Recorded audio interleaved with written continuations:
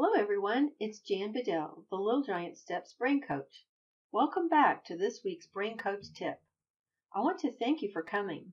You can help to reverse the curse that seems to be on our land of ever-increasing learning struggles and disabilities. It's our goal to get the word out about this life-changing effects of the NeuroDevelopmental Approach for life and equip families with information to release their children's full potential. Please help us with this goal by sharing the braincoachtips.com address with someone you know. Be sure to check out the many free articles and tremendous resources at our sponsor, littlegiantsteps.com. I'm privileged to have someone very special join us today. This is a colleague and a good friend of mine, Ruth Young. Welcome, Ruth. Thanks for letting me join, Dr. Jan. I just want to tell you a little bit about Ruth. She's a certified teacher in Texas and helped to start one of the first university model schools. If you don't know what that is, it's where they go to school 2 days and they're homeschooled the other 3 days. She also homeschooled all 5 of her children at one time or another in their school career. Not to mention all of those things, she's been a NeuroDevelopmentalist with us for the last 14 years. She's a pastor's wife of 37 years, and she's an author of many of the articles on the NeuroDevelopmental Approach that we have on the Little Giant Steps website. She's also written a great study guide called Release from Fear. We're going to tell you more about that in a little bit. So Ruth, I just thought as an introduction, I would ask you why you became a NeuroDevelopmentalist. Well, it all happened with one of my children who did one of your programs, Jan, and at the end of 4 months, she came up a whole year in reading and a whole year in math. We hadn't done anything unusually different in reading or math, and she also improved a whole 2 years in auditory processing. And it had to have been the program and that her brain was working better, and I thought to myself, I've never seen any child come that far that fast with any program I'd ever seen in my 15 years of teaching at that point. I said, I'm going to switch careers and learn about neurodevelopment, and here I am today. And we're so glad you're part of our team. You're an integral part. Today we're going to be talking about the subject of trauma. You might be surprised at some of the things that the brain actually interprets as trauma. We're going to list a few of these things. Some of them are going to be common to you. You would have thought that, and some may be very unusual. Some things that cause trauma to an individual would be something obvious like a car accident. Maybe not so obvious is divorce. And there's also, watching violence on TV could cause trauma. Oh, you're right about that. There could be abuse, neglect, even an extended illness. Do you know, Dr. Jan, that if a child is separated from his or her mother before age 2, that is considered a trauma? That's true. And also, I don't know if you've ever thought of this, but fever, a high fever, can be trauma to the brain. And the brain has certain reactions that it has. Its number one job is to stay alive. So it's going to do things to itself to be able to stay alive. And those things are pretty negative as far as function for the individual. Now, I have a personal story about a trauma. It was my brother that experienced a trauma. When he was 6 years old, he had to have heart surgery, and they had to hold him down. There were sounds and lights and all these kind of things that just really disoriented him and traumatized him. And even to this day, when he goes to the doctor, it's just a very negative thing. And unfortunately, he's had to have a couple of other heart surgeries since then. And that childhood memory just comes right back to the surface, just makes him totally illogical in his thinking. And so his brain was really traumatized as that little 6-year-old boy. But the good news is, we found some things that can help that. I mean, God, for one thing. But when we talked about abuse, that was in our list. One of the reasons I wanted you to be here is because of your experience, unfortunately, as a victim of trauma as a child growing up, and also some things that have helped you. So can you tell us a little bit about your story of abuse? Yes, my daddy molested me from before I could talk until the age of 13. After which time I told my mom, and she never left me alone with him again, ever again. But when I was little, he would put me to bed, and instead of putting his hands together to pray for me or to teach me how to pray, I never got a prayer. Those hands went where they didn't belong. And that opened doors to a host of negative and perverted thoughts that would come into my mind. And when I got older, my mama taught ESL classes, that's English as a second language, 2 nights a week. And even when it was long past the time he should be putting me to bed, he was still doing these terrible things. And I grew to be a compliant child, but very angry on the inside, and I didn't want to dishonor my mom or my dad, so I internalized my anger. So it was like a lot of self-flagellation as a teenager. And then I entered adulthood as an emotional cripple. So it was a traumatic childhood for sure. I just can't even imagine. Well, as a neurodevelopmentalist, you had to do a neurodevelopmental program as part of your training, right? You had to, we want the neurodevelopmentalists to be as good as they can be, have their brain functioning the best. But we had some interesting and what I thought at the time, because I hadn't experienced this before, some unusual results from you doing your program. Can you share that with us? Yes. I want to continue and tell you that I sought counseling for the anger and actually got some help to heal. Over the years, I went to prayer therapy and psychologists, some deliverance, and even I worked with Dr. Gladney at Emotional Wellness Incorporated.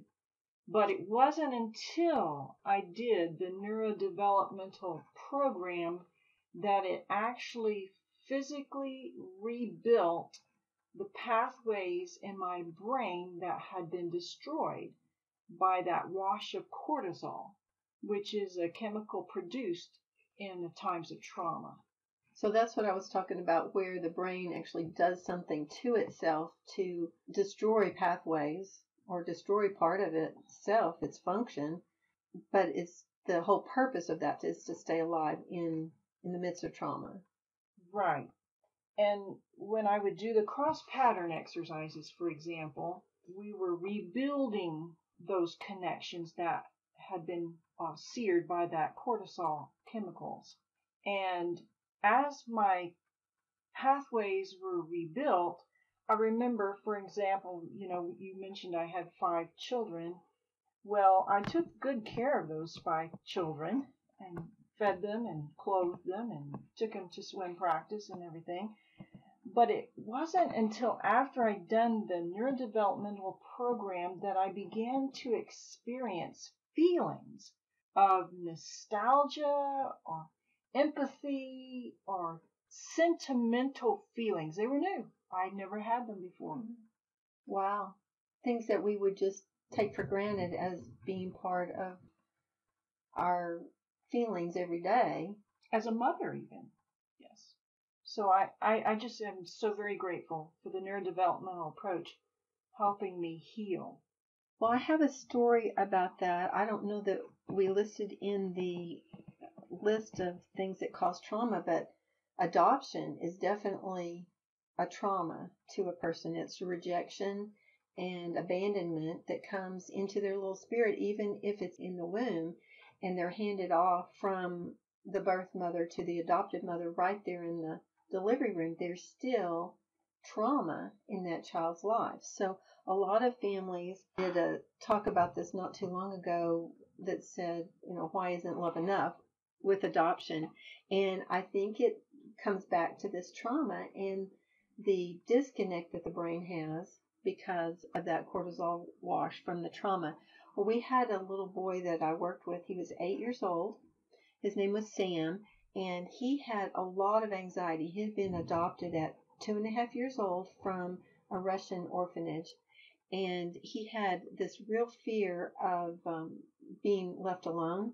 His mom had to be in sight all the time. And so if you want to hear more about that story, it's in number 34, Adoption Isn't Love Enough, that I tell that full story. But bottom line is, after doing an intense program of the part of the brain that gets that cortisol wash, the pons area, that kind of makes the disconnect, he had done that for about 4 months, and he was able to verbalize, Mom, you just don't understand. When I was little, I would cry and nobody came.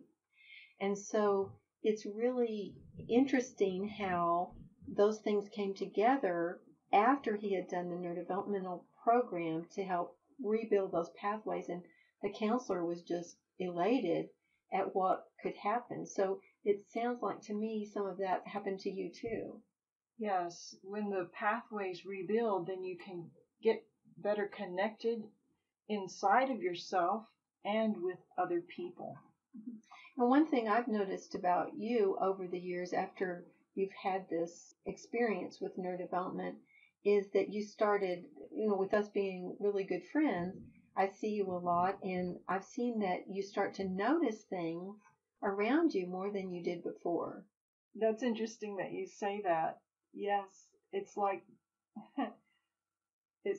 my life turned from black and white to color.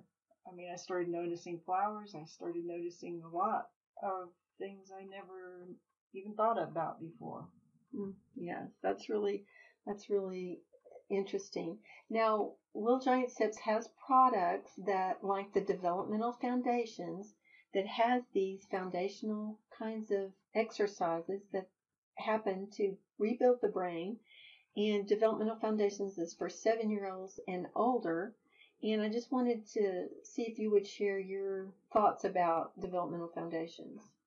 I would highly recommend Developmental Foundations for any family who has a child or adult involved who's experienced trauma, because it's a really good first step in addressing the physical neural pathways in the brain and helping them get connected. A piece of advice I would add to doing the Developmental Foundations program is to be supportive of the child or the adult doing the program, because do you remember Susan Scott? She had trauma when she was a child in the hospital. When she was just 18 months and had to be left there, and her mom and dad couldn't be with her during those nights. And when she was an adult, she did a program, and she said that every time she got down on the floor to do the army crawl, she would cry. And then when she would get up, she would stop crying. So it was like an emotional connection that she wasn't able to cry for years and years. Now she could. And it was a healing cry. But it was interesting that it reconnected her at that level where she needed the healing. And it just seems so strange that something like that would do that. But we are fearfully and wonderfully made. And God has a way for us to regenerate those pathways because He knew there was going to be tribulation in this world. And so it seems strange that would be something that would do that, but it really does make that much difference. It's important for the person, the child, or the adult to be supported emotionally and spiritually while they're doing the Developmental Foundations program for the physical healing. Now, if the child is younger than 7, we recommend the activities in Early Learning Foundations. It also has a math component, but the neurodevelopment is what's really going to help those children that have had any trauma. And if they need a more individualized program, if there's behavior issues or other issues that may be getting them a label, or they have a syndrome or something like that, then we're going to recommend Jumpstart, which is the more individualized for them, exactly the activities that they would need. Ruth, I mentioned earlier about your devotional Release from Fear that you've created, and I just wondered who is the best suited for that particular program. Yes, Jan, I wrote a book called Release from Fear. It's an ebook, and it's designed for 40 days, and it's best for teens and adults. Okay, so that doesn't really have the neurodevelopment in it, but it has your years of experience going through this trauma and also being a pastor's wife and being grounded in the Word. So it really combines the wisdom that you have in there, not necessarily the neurodevelopment, but we just want to make sure everybody knows about that resource because it's so vital that you work with the spirit, soul, and body when you're recovering from trauma. Do you have any specifics about how this particular guide might be helpful for that age group, teens and adults, for overcoming the effects of trauma? With trauma comes fear. It just happens. You get triggered continually or often, like a smoke alarm that just goes off with the least little provocation. And that fear is a problem. It just causes anxiety. And so I wrote the book because the Bible has a lot to say about fear. 365 times it mentions don't do it. So obviously we weren't built to carry fear or be fearful. We're told not to. And so because the truth will set you free, I thought it was very valuable to learn some of those scriptures and get that within my own spirit and share that with others. Yes, I think it's a really valuable thing. And you can get your study guide at littlegiantsteps.com at the store. Just look for Release from Fear, and you can get that download there for that ebook. Well, unfortunately, that's all the time we have for today, but it's been great to visit with you, Ruth, and all of you out there. I hope you will stay tuned where you will receive more Brain Coach tips to make life and learning easier. In the meantime, please visit our sponsor, littlegiantsteps.com. They are dedicated to equipping you as parents so that your child can make the progress you're looking for. I also want to encourage you to take in more of the previous podcasts that can help you understand your children better, whether they are typically developing, gifted, or if they're struggling learners. Remember, NeuroDevelopment is a dynamic approach to life at any age. So think differently. The solution is not in the problem. Until next week, it's the Brain Coach signing off.